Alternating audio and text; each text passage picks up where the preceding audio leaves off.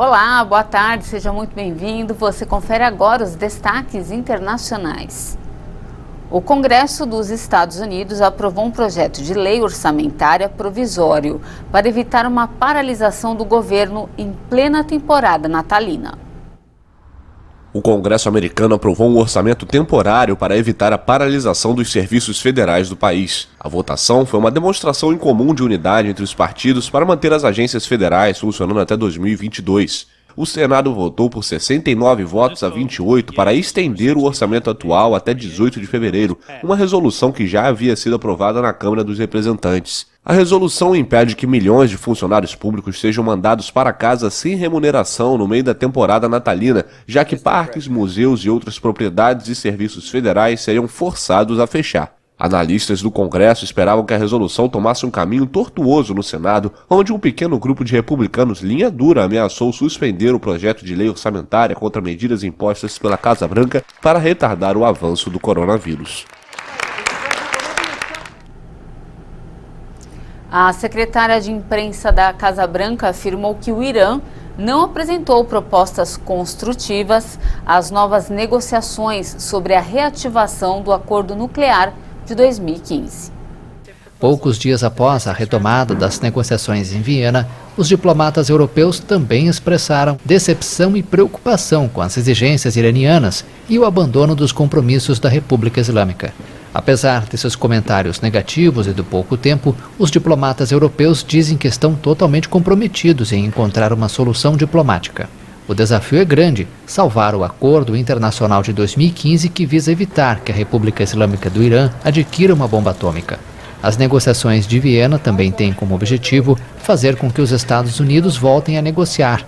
Atualmente, o país participa de forma indireta das negociações. Um estudo publicado na revista The Lancet mostrou que doses de reforço das vacinas contra o coronavírus oferecem um nível de proteção diferente de acordo com a marca do imunizante.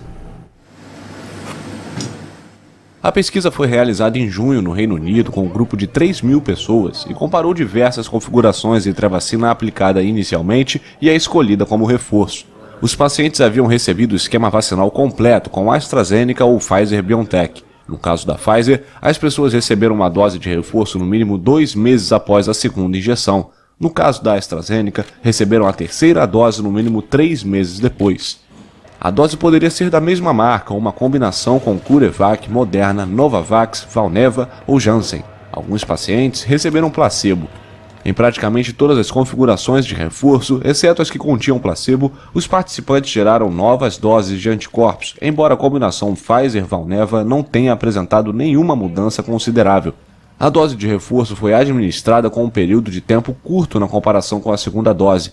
Em alguns casos, inclusive, o tempo entre a segunda e a terceira doses foi menor do que o período entre a primeira e a segunda injeção. O estudo não mediu a eficácia real das vacinas a respeito da doença, apenas as reações do sistema imunológico. Os autores da pesquisa pretendem seguir controlando o nível de reação das pessoas que participaram no estudo entre 6 e 8 meses depois de suas primeiras doses. Aqui no Brasil, quem foi à famosa Praia Vermelha, no Rio de Janeiro, viu uma cena inusitada. Um atleta francês fez uma apresentação na cidade. Ele cruzou a distância entre o Morro da Babilônia e o Morro da Urca em cima de uma fita. Olha só. O fim de semana foi de aventura para o francês Nathan Paulin. O atleta especializado em skyline e highline percorreu a distância entre o Morro da Babilônia e o da Urca, na zona sul do Rio de Janeiro. Uma distância de meio quilômetro a 70 metros de altura. Um feito, considerando que estava sob uma fita de 2,5 centímetros de largura.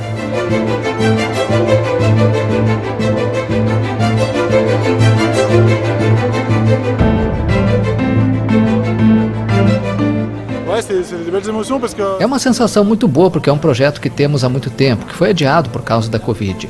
E agora vir aqui, poder compartilhar, ter toda essa gente aqui, sentir o incentivo. Muitas vezes fico sozinho nas montanhas quando me apresento. E não é tão frequente que tenha tantas pessoas assistindo e reagindo, então é ótimo.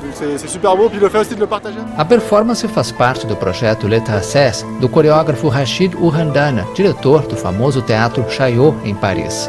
Para os curiosos, um show e tanto. Para Natan, o privilégio de ver o cartão postal do Rio por um ângulo privilegiado.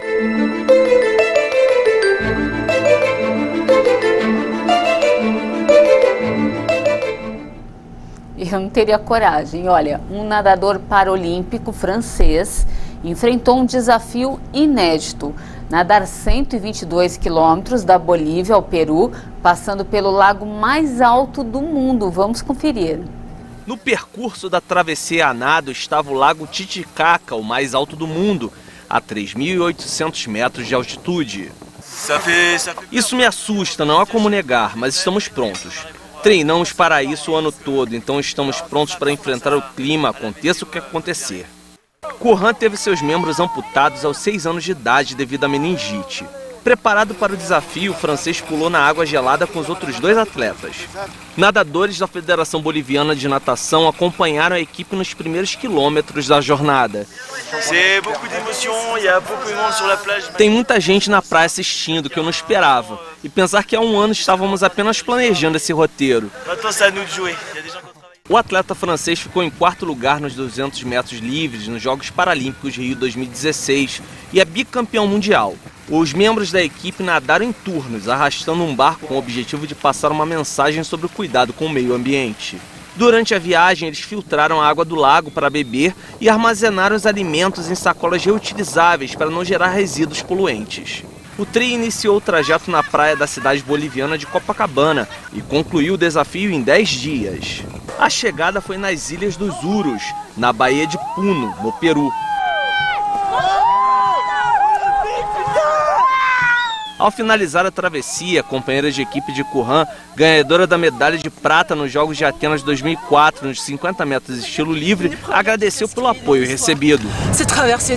A travessia de Copacabana para as Ilhas dos Urus é algo que faz parte da história agora e para nós significa muito. Tínhamos todo o time conosco, agradecemos porque sem eles não estaríamos aqui. Então, muito obrigado a todos que nos apoiaram. Emocionado, o para-atleta deixou uma mensagem de superação para todos que acreditavam que a façanha não seria possível.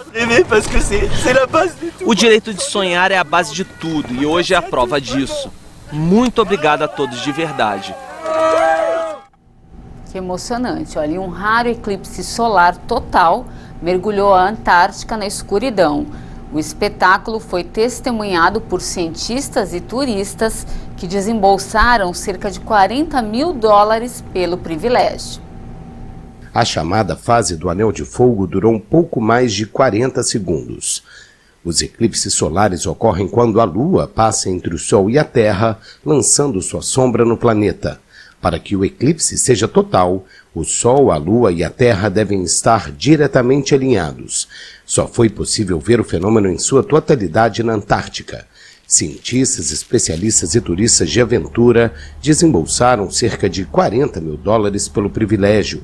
O fenômeno foi transmitido ao vivo pela NASA do acampamento Union Glacier na Antártica, situado a cerca de 1.000 quilômetros ao norte do Polo Sul.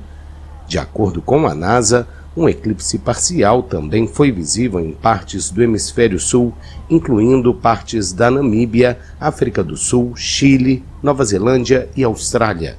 O último eclipse solar total na Antártica ocorreu em 23 de novembro de 2003 e um próximo só vai ocorrer depois de 2039.